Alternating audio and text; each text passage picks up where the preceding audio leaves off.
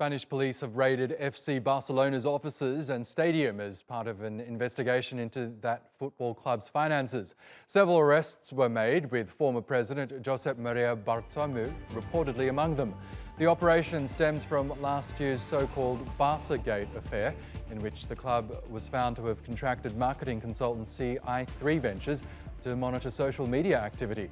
It led to protests from supporters and to board members stepping down, including Bartomeu later in October.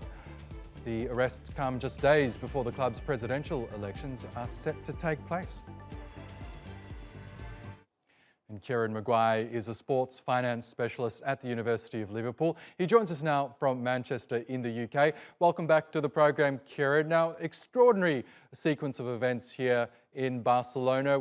The raids on the offices, as we heard there, led to 4 arrests being made. We don't know who they are officially, but reports have been swirling that it does include the club's former president, Bartomeu. Can you just give us a bit of background into this so-called Barca-gate? What does it involve and why? How did it affect the club?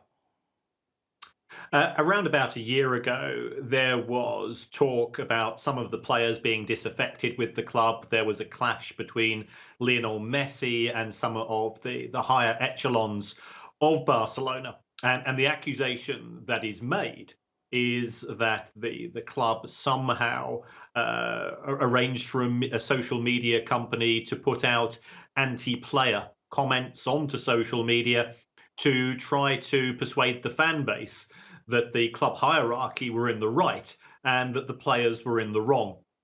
And on the back of that, this investigation has taken place with a view to perhaps trying to get to the bottom of it. But in Barcelona, they say, is more than a football club. It's always politics.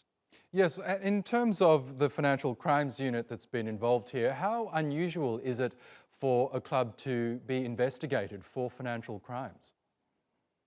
Well, this does seem very strange. You know, whether it's deemed to be the nature of Barcelona is that it is a members-owned club, and therefore, I guess the consideration for the financial crimes unit is: has there been an inappropriate use of ultimately fan or owner money for political reasons rather than the development of the football club itself? So that will form the basis. But it does seem, you know, in the context of where we are in terms of COVID, to be a relatively trivial issue, and is getting a disproportionate amount of attention.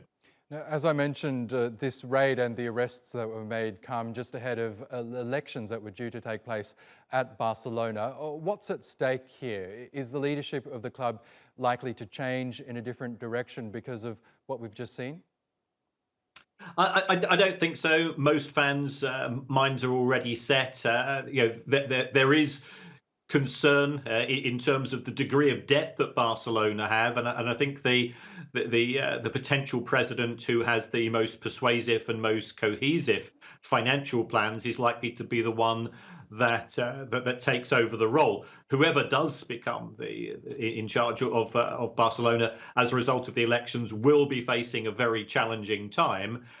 As a club, it generates huge amounts from stadium tours, the museum, as well as matchday activity, and all of that's disappeared over the course of the last 12 months. The wage bill has gone down, but there are certainly gaps on the field, and there's the ever-looming issue of the loss of Lionel Messi, which is expected this summer as well, and how that gap is going to be filled is proving to be very challenging for Ronald Koeman and everybody else connected at Barcelona.